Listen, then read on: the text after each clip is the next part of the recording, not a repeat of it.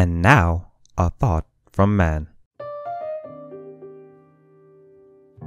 You know, when I heard Matt Groening was making a new Netflix series called Disenchantment, I was fairly interested to see what would happen with it.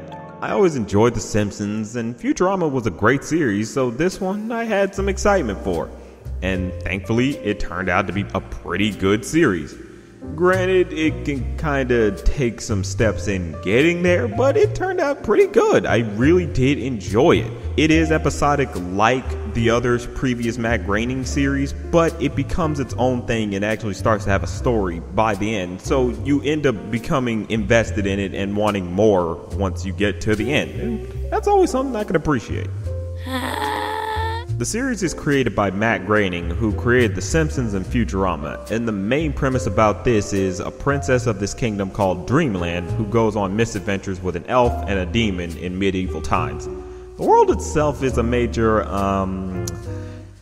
I'm gonna be honest, it's basically a dump. It's old English times with knights and magical creatures, and the show uses that stuff with the twist of showing off how awful those times were. It's sort of a mix between real-world medieval times and fantasy medieval times, which calls for some enjoyable and funny situations. This series is different from Groening's previous works because this one does actually have a story to follow. Granted, it takes some time to get to, but we'll get to that.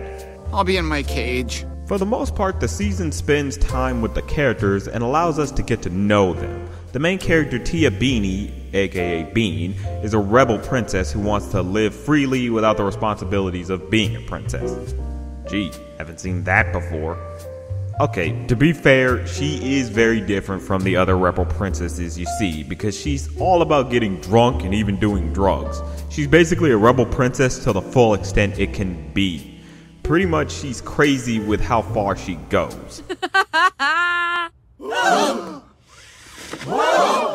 Wearing dresses is hard. There's her friend Elfo, who comes from a village of elves who are always happy, and he's the weird one because he wants to be miserable.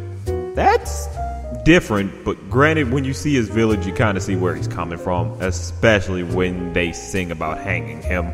You'll be hanged from the gumdrop tree. Hanging over from the gumdrop tree, a strangly, dangly activity. The thing about Elfo is that he wants to live a life outside of the one he's known, which is fine, but when you think about it, it's kind of basic. You've seen his story. He honestly reminds me of Fry from Futurama with the fact that he's a fish out of water and a complete idiot.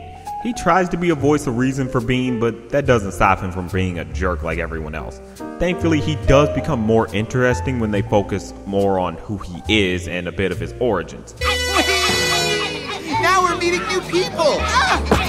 Then there's Bean's personal demon named Lucy, who works as her bad side, or sort of like a shoulder devil. He tries to convince Bean to give in to her dark side and do bad things because they're either fun or just because they're easier to do. There's a bit more to him with the fact that he was conjured up by this mysterious group of wizards, but we don't really figure out what happens there just yet. They don't really go into detail. It's kind of left open-ended until the next season. I was raised by a pack of drinking buddies, and I came out perfect. These three have a very unique dynamic. Elfo wants Bean to be the good guy and avoid bad things, while Lucy wants Bean to be the bad guy. It's pretty much a shoulder angel, shoulder devil relationship, and their back and forth can be pretty funny. Like, they are just total rivals, and it's just a little hilarious every now and then. You get some fun between the trio from it. You also have Bean's father named Zog, who is the king of Dreamland. He comes off as someone straight fed up with his daughter's shit, honestly. He tries to be a good father, by that I mean not at all, and just wants Bean to fulfill her royal duties. You tend to get some good laughs out of him purely because of his anger. As the season goes on, you find out more about him and why he is the way he is. You even start to sympathize with him and do hope for him to come out on top and to fix his relationship with his daughter. So I do like how they start him off one way and later on you realize there's more than meets the eye with him. Honestly, that's just something I really do enjoy about this series. They have really good characters. Even the side characters can get good laughs. This is just a character-driven series, and those are never really bad. You really can get some good laughs, some good story elements, and all that from this, and this is no exception. Silence! The animation is very much like The Simpsons and Futurama. The distinction here is the nice background work. I mean it, I enjoy the medieval architecture that this show has. It fits with the drabness of the times, and other times it just looks downright gorgeous. I just honestly feel like going on a straight up trek through it all. Like, I just want to go on some type of quest in it, because it just looks so amazing. I really enjoy the way they have this place structured. And the great thing about it is the animation even plays into the comedy as well. There's a good chunk of slapstick that happens in this series that's pretty much akin to Simpsons and Futurama. If you like that type of humor, you'll be just fine. Granted, the thing that stands out the most with this series is the jokes. The dialogue between the characters is more the mainstay. You just find yourself enjoying how they just talk to each other and play off of each other. It's just funny. It's basically seeing opposites just clashing. And that's just where the greatness of this series comes from, or just a lot of the good humor comes from. It's just very fun to watch these characters just have to play off each other. We are the shadow behind the crown, the prime movers of history, the unseen hand. It looks like people are just having sex. Oh yes, we do that too. Diplomacy is complicated. I don't want to interrupt whatever those 4 people are doing, but could you come throw a wet blanket, not that wet blanket, on the party upstairs? I'm sorry, I'm sort of in the middle of someone right now. Come back later with an open mind.